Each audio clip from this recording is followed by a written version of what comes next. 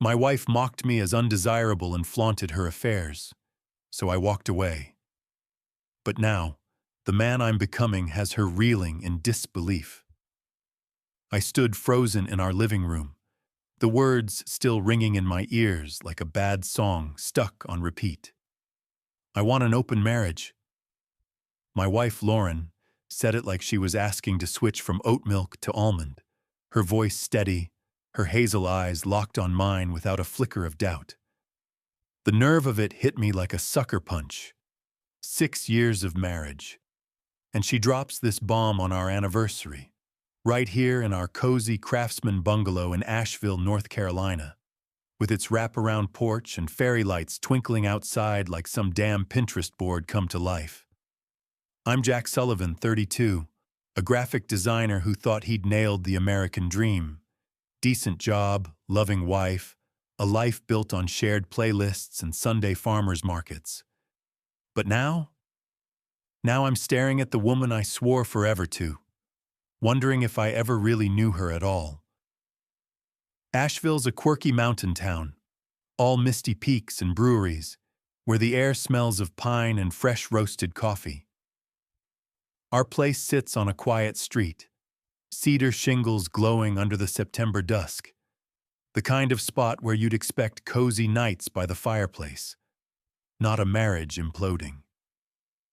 The living room's warm with exposed beams, a thrift store rug, and shelves stuffed with vinyl records we used to spin while cooking chili. Lauren's perched on our velvet green sofa, legs crossed, her phone glowing like a third wheel. Outside, crickets hum, and the Blue Ridge Mountains loom like silent witnesses to this mess. I'm pacing, my boots scuffing the hardwood, trying to process her words. Open marriage, ethical non-monogamy. She's tossing out buzzwords like she's pitching a TED Talk, and I'm just trying not to lose my shit. We met at UNC, bonded over late-night tacos and indie rock shows in grungy bars. Lauren was electric back then.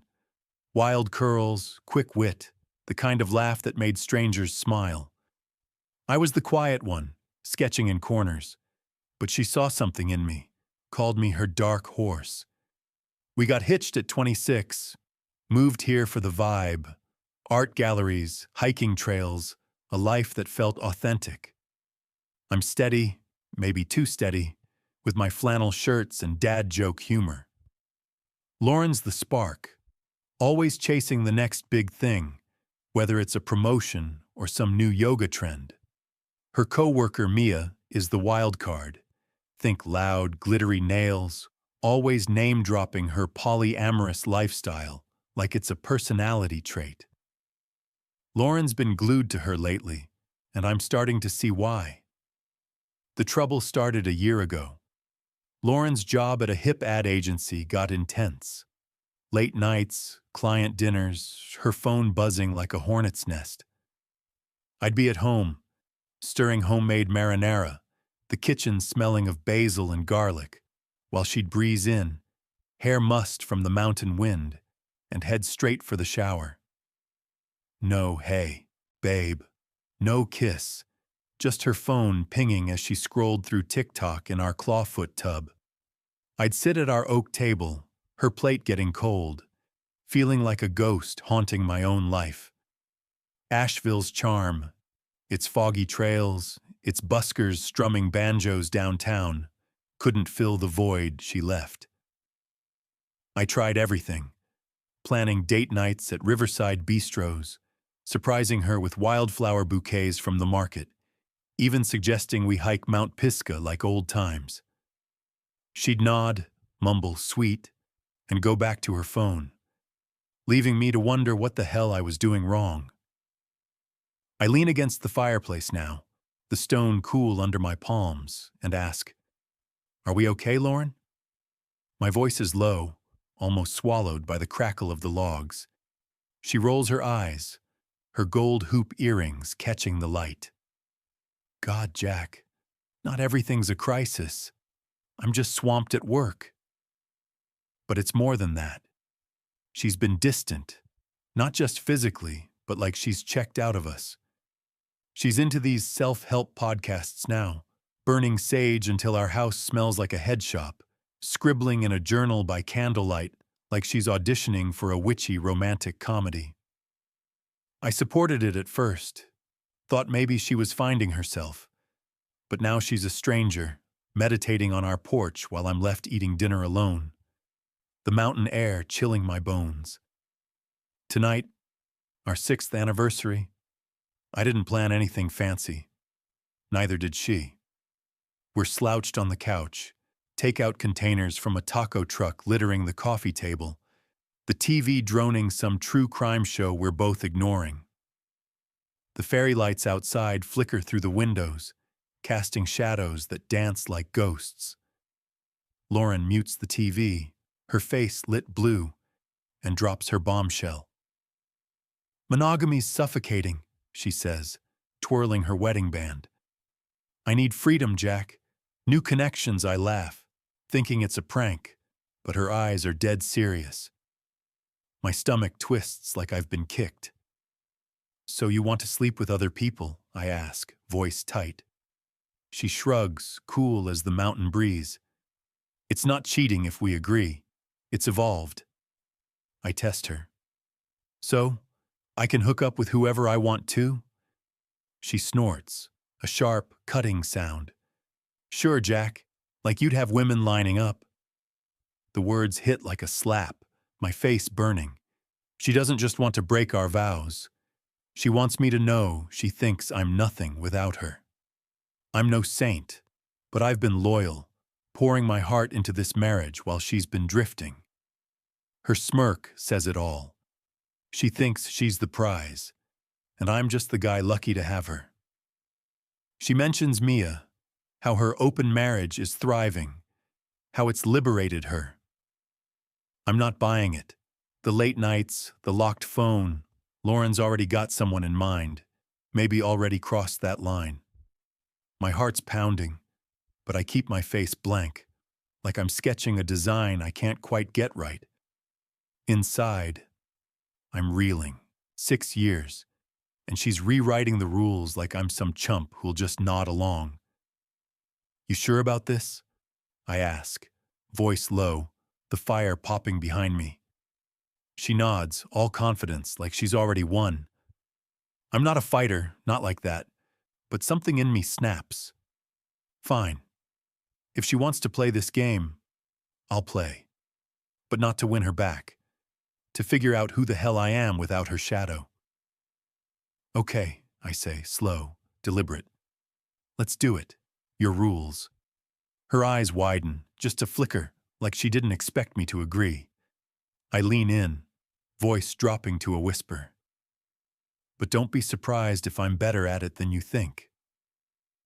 The room goes quiet, the wind outside howling like it knows what's coming. I'm not just agreeing to her game. I'm stepping into a fight for my own worth. Lauren wanted freedom, but she might have just handed me the keys to mine. What happens next? Hell, I don't know. But as the fire dies and the mountain night closes in, one thing's clear. This marriage, this life we built, is about to burn down, and I'm not sure I want to save it. The ocean's roar filled my ears as I stood on our condo's deck, the salt air biting my skin, Port Haven's coastline stretched out below, waves crashing against jagged rocks under a bruised gray sky. It was a Sunday, 2 days after Lauren dropped her open marriage bombshell, and I was still reeling. Her words, good luck with that, cut deeper than I'd let on, a knife twisting in my gut every time I replayed them. She thought I was nothing, a safe bet who'd never turn heads. But as I gripped the deck's weathered railing, the wind whipping my hair, I made a quiet vow. I wasn't going to be her doormat anymore. If Lauren wanted to rewrite our marriage, fine. I'd play her game, but I'd play it my way. Inside, our condo was too quiet, the cedar walls soaking up the tension like they knew what was coming. Lauren was out, probably with whoever she'd been texting behind that locked phone. I'd suspected for weeks. Her late nights, her sudden password, the way she'd dodge my eyes when I asked about her day. It wasn't just work stress. She was already halfway out the door, and her open marriage pitch was just her way of making it official without the guilt. I sank onto our leather couch, the takeout containers from our anniversary still littering the coffee table, and stared at the ocean through our floor-to-ceiling windows. The horizon was endless, but I felt trapped, like a crab in a tide pool with nowhere to scuttle. Exhausted, I'd agreed to her terms, not because I wanted to, but because fighting felt like screaming into the wind. We set rules. No emotional attachments, total honesty, safety first, and we'd reassess if anyone caught feelings. It sounded fair on paper, but I knew Lauren. She'd bend those rules like driftwood in a storm. Sure enough, that weekend, she dove in head first. Saturday night, she came home past midnight, her cheeks flushed, her eyes sparking like she'd just summited Everest. It was liberating, she said, tossing her jacket on the driftwood coat rack, her voice dripping with smug satisfaction. She didn't give details, just vague hints about feeling alive. I nodded, my face a mask, while inside I was tallying our assets, bank accounts, the condo, the car, already planning my exit. This wasn't a marriage anymore. It was a sinking ship, and I wasn't going down with it. I didn't jump into her game right away. Hooking up with strangers wasn't my style. Instead, I turned inward, reclaiming pieces of myself I'd let erode. I started hitting the gym at Port Havens Community Center, a squat building overlooking the harbor where fishing boats bobbed under misty skies. The place smelled of sweat and seaweed, its windows fogged from the coastal chill. I'd crank the treadmill, watching the boats sway, and feel my old strength creeping back. I swapped my faded flannels for sharper threads, crisp button-downs, fitted jeans, and started surfing again at dawn, riding the icy Pacific waves until my muscles burned. The ocean was my reset button, each wave washing away the weight of Lauren's betrayal. She noticed, of course. One morning, as I slung my surfboard against the coat rack, still dripping from the sea, Lauren looked up from her smoothie. "You're surfing now?" she asked, her tone skeptical, like I was some kid playing dress-up. I caught her eyeing my board, then my arms, leaner and stronger than they'd been in years. "Yeah," I said, shaking salt water from my hair. "Feels good." She gave a tight smile, her gaze flickering with something, curiosity maybe, or unease. For the first time, I saw a crack in her confidence, like she hadn't expected me to change the script. The changes weren't just physical. Port Haven's small-town vibe, its quirky coffee shops, its art galleries with sea glass sculptures, started pulling me out of my shell. One night, at a gallery opening downtown, all exposed brick and local IPA, I met Nora, a photographer with a warm smile and eyes like the tide. Deep, unguarded. We bonded over a whalebone carving, its curves catching the light like the ocean itself. "It's raw, you know," she said, sipping her beer. "Like it's still got a story to tell." We swapped numbers, and a few days later, we grabbed coffee at a cliffside cafe, the kind with rickety tables and views of crashing waves. Nora was easygoing, her laugh natural, no games, no pressure. For the first time in months, I felt like someone saw me, not just the ghost of Lauren's husband. Back home, Lauren started noticing my phone buzzing.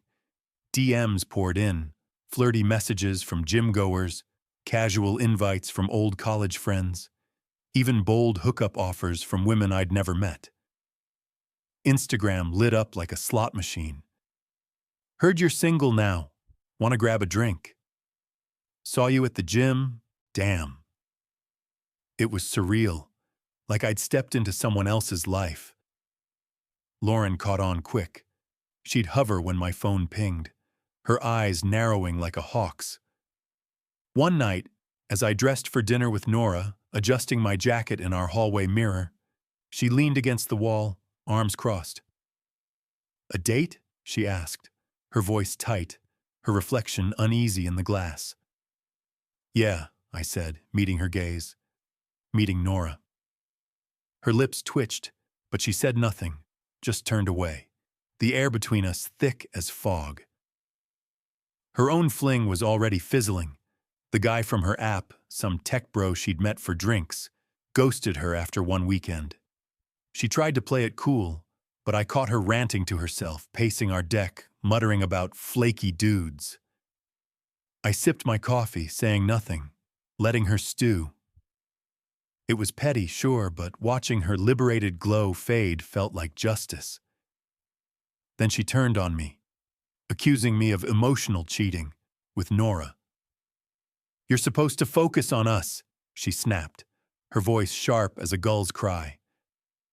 I laughed, cold and low. "You set the rules, Lauren.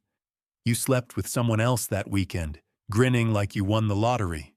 Don't cry foul now."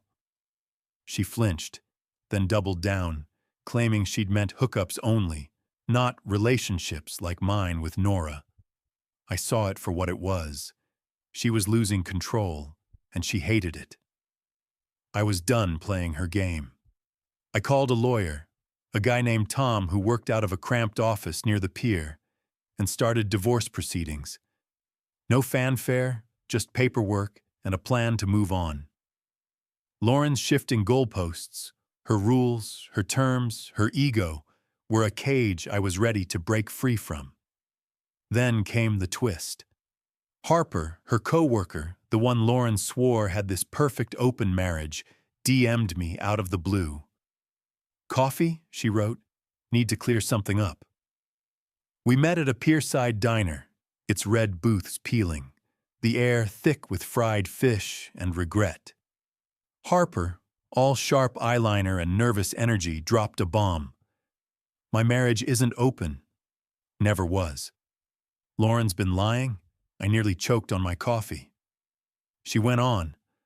Lauren was chasing their new boss, a tech guru who preached free love at work happy hours, all while parading a fling in front of her colleagues, acting single despite her ring.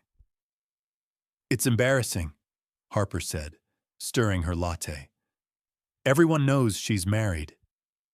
My head spun as I drove home, the coastal highway curving through fog. Was Lauren lying to justify her own choices? Or was she just lost, chasing some fantasy she thought was cooler than our life? I didn't know, but the betrayal burned hotter now. When I got home, Lauren was waiting, eyes red, fists clenched. "You met with Harper?" she screamed, the condo's walls echoing her rage. "My friend? You're sneaking around behind my back." I let her yell, her voice cracking like the waves outside, until she ran out of steam. Then, calm as the eye of a storm, I laid out Harper's truths. No open marriage, the boss, the happy hour fling. Lauren went pale, her bravado crumbling like sandcastles at high tide. Suddenly she was sobbing, begging to close the marriage, promising therapy, swearing she'd been confused. "I didn't think you'd actually get dates," she blurted, then froze, realizing she'd said the quiet part loud. I stared at her. The woman I'd loved for 6 years, now a stranger in our oceanfront tomb. "You thought I'd just sit here waiting while you explored?" My voice was steady, but my chest ached. "You laughed, Lauren, said no one would want me." Her eyes darted away, guilty. I reached into my bag, pulled out the divorce papers Tom had drafted, and slid them across the table. "You wanted freedom," I said, my voice dropping to a whisper. "We both got it." She gasped, her hands shaking as she stared at the papers. the ocean's roar deafening in the silence. For a moment, I thought she'd fight, but she just crumpled, tears falling like rain on the hardwood. The next weeks were chaos.